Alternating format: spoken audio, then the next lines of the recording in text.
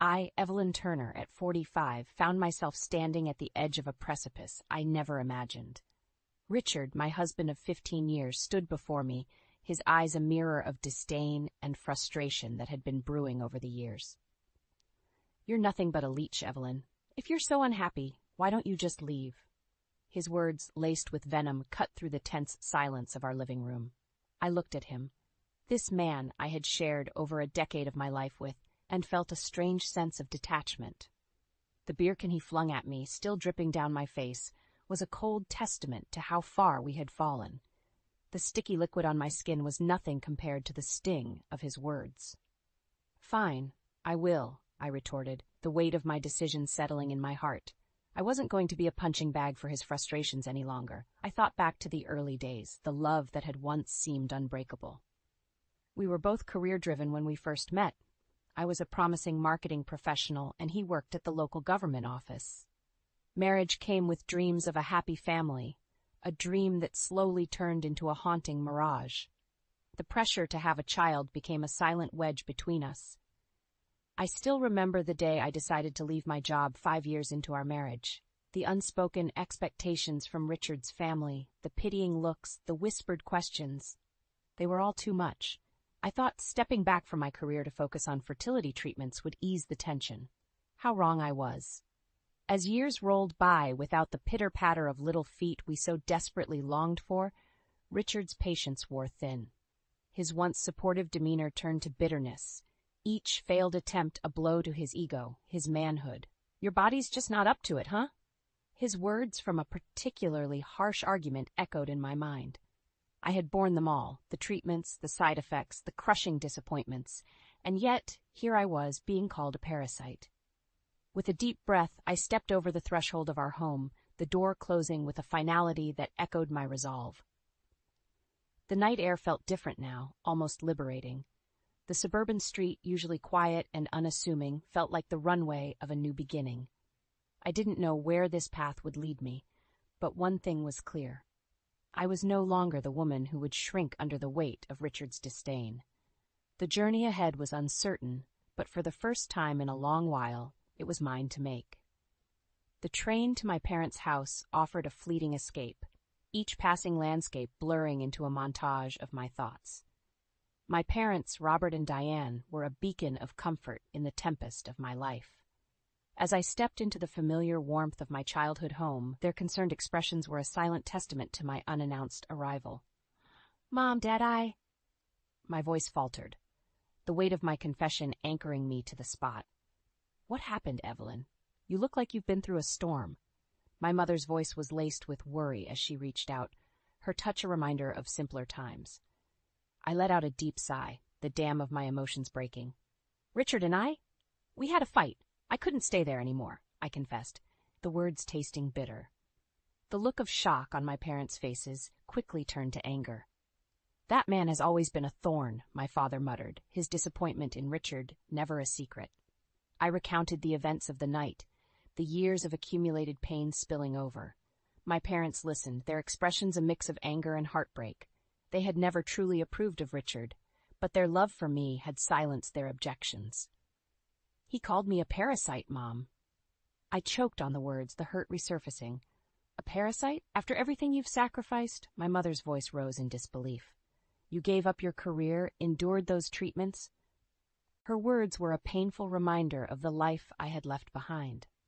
I had been a rising star in the marketing world, full of ambition and ideas, but the desire to start a family, fueled by societal expectations and familial pressures, had led me down a different path.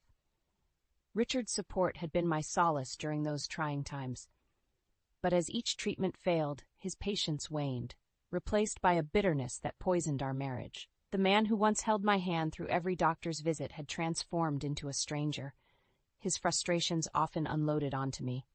My father's voice pulled me back from my reverie. "You don't deserve this, Evelyn. You've been more than patient with that man." Their words, though comforting, were a stark reminder of the reality I now faced. I was no longer part of a we. It was just me, standing at the crossroads of my life. As I lay in my old bedroom that night, the moonlight streaming through the window, I made a silent vow. Richard would see the woman he had underestimated. This was not just about leaving a failed marriage. It was about reclaiming the parts of me that I had lost along the way. The dawn of the next day was more than just a new morning. It marked the beginning of my journey towards self-reclamation and retribution. The days following my return to my parents' home were a blend of healing and introspection. Amidst the nurturing care of my family, I found myself reflecting on the years lost to a marriage that had become a shadow of its promise. It was time to step out of that shadow. I set up a small workspace in the corner of my old room, my laptop, an old friend welcoming me back. The world of marketing, once my arena of triumph, beckoned me again. I started reaching out to contacts, piecing together a freelance consulting business. It felt like awakening from a long slumber. "Remember, Evelyn, you were always meant for more than what that man allowed you to be," my father said one morning, his words a bolstering force. I found solace in the rhythm of work, the challenges a welcome distraction. My expertise, once set aside to fulfill the role of a hopeful mother and neglected wife, now became my weapon of independence. Then, one evening, as I sat immersed in a project, my phone buzzed. It was Richard. My heart skipped a beat, a mix of apprehension and anger bubbling within. "Evelyn, we need to talk. You can't just leave things like this." His voice was a mix of frustration and feigned concern. "Talk? Now you want to talk, Richard?" I countered, my voice steady despite the turmoil inside. "You're overreacting. Come back and we'll sort this out. You belong here with me," he said, a tinge of command in his tone. I scoffed, the audacity of his words igniting a fire within me. "Belong with you? As what, Richard? Your punching bag, your scapegoat for everything that's gone wrong?" There was a pause, and I could almost hear the cogs turning in his mind, searching for a retort. "Evelyn, you're being unreasonable. This is your home," he finally said, his voice laced with a false calm. "Unreasonable? No, Richard. For years, I've been the reasonable one, accommodating your moods, your failures, your bitterness. I've lost myself in the process, and I'm not willing to lose any more." The conversation ended with a deafening silence on his end. I hung up, a sense of liberation coursing through me. It was the first time I had spoken back, the first time I had refused to be overshadowed by his ego. As days turned into weeks, my consulting business began to flourish. The satisfaction of rebuilding my career was accompanied by a newfound confidence. I was no longer the woman Richard thought he could control. I was Evelyn Turner, a professional, a survivor, and now a fighter. This new path was not just about financial independence. It was about reclaiming my identity, my dignity. Richard's attempts to belittle my efforts only fueled my determination. The stage was set for a confrontation, and this time I was ready. The newfound strength I had discovered in myself was put to the test sooner than I expected. Richard, ever the manipulator, had grown increasingly desperate in his attempts to regain control. But I was no longer the woman who cowered under his shadow. One fateful evening, as I was finalizing a project, a knock at the door shattered the tranquility of my parents' home. There stood Richard, his face a mask of false contrition. "Evelyn, we need to talk. I've made some mistakes, but we can work through this," he pleaded, stepping into the house uninvited. My father, standing behind me, bristled with anger. "You have some nerve showing up here after what you've done," he growled. Ignoring my father, Richard's gaze fixed on me. "Evelyn, don't let your family cloud your judgment. We're married. That means something." I felt a surge of defiance. "Married? That bond shattered the moment you threw that beer can at me, Richard. What do you want?" He hesitated, and then, as if throwing caution to the wind, revealed the true reason for his visit. "I'm in trouble, Evelyn. The gambling, it's gotten out of hand. I owe a lot of money." The revelation hit me like a wave. His gambling was not just a vice. It was an addiction that had now spiraled into a crisis. "And you think I should bail you out?" I asked, incredulity lacing my words. Richard's face contorted into a sneer. "Who else do I have, Evelyn? You owe me. I supported you through all those treatments, remember?" The audacity of his words was like a slap in the face. "You think I owe you? For what? For years of neglect? For emotional abuse? For calling me a parasite?" The room was thick with tension, my parents standing in silent support behind me. Richard, realizing his usual tactics were failing, shifted his approach. "Evelyn, think about it. If I go down, you go down with me. Your precious new life will be ruined, he threatened, a desperate edge to his voice. But I was done being intimidated. No, Richard, you made your bed and now you have to lie in it. I am not responsible for your debts, your failures, or your life. Defeated and enraged, Richard stormed out, slamming the door behind him. The finality of that moment was not lost on me. I had stood up to him, unyielding and resolute. The next morning, I met with a lawyer to discuss the divorce proceedings. Richard's gambling debts were his alone, and I was determined to ensure they stayed that way. As I walked out of the lawyer's office, a sense of empowerment enveloped me. I had faced my fears, confronted my tormentor, and emerged stronger. The path ahead was not going to be easy, but I was ready for whatever challenges it brought. The days following my encounter with Richard were a whirlwind of legal meetings and emotional preparation. My lawyer, a competent and empathetic woman, guided me through the divorce proceedings with a reassuring professionalism. Yet, amidst the legalities, there was a storm of emotions brewing within me, a mix of liberation and lingering hurt.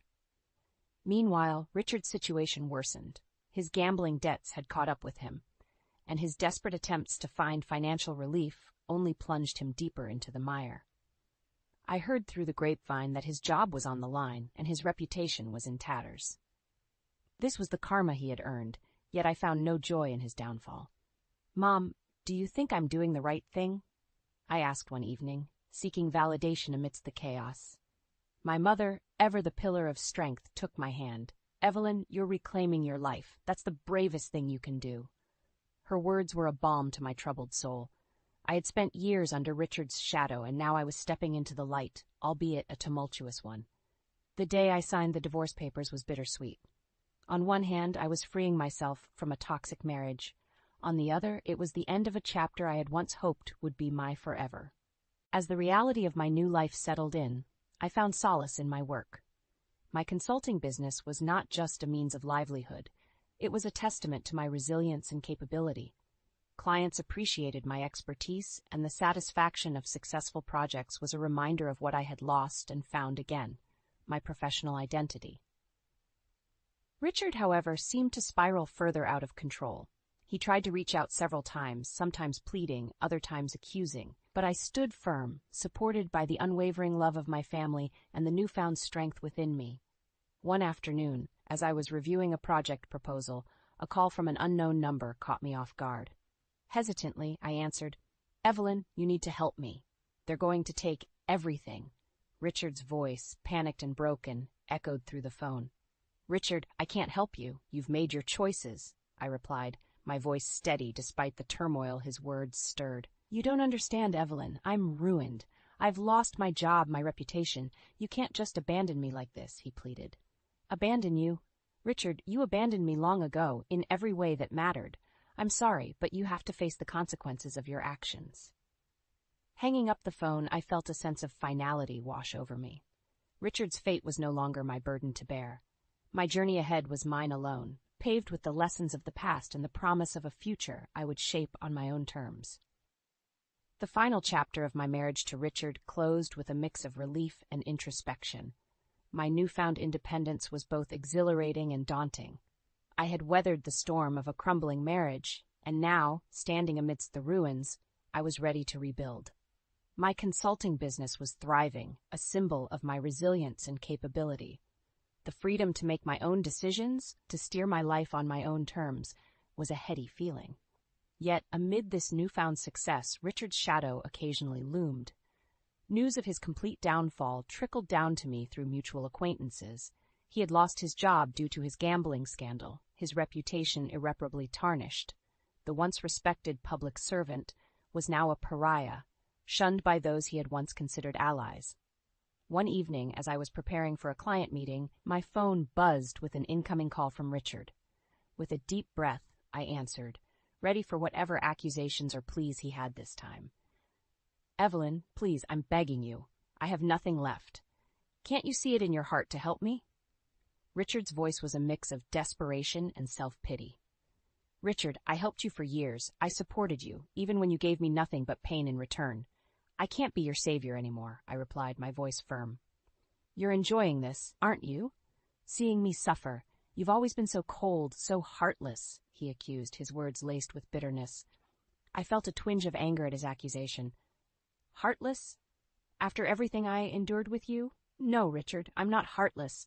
I'm just no longer willing to be a victim to your choices.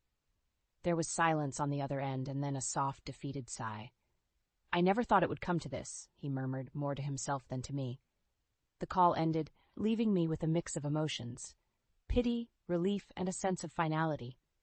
Richard's downfall was of his own making, his karma for the years of neglect and emotional abuse.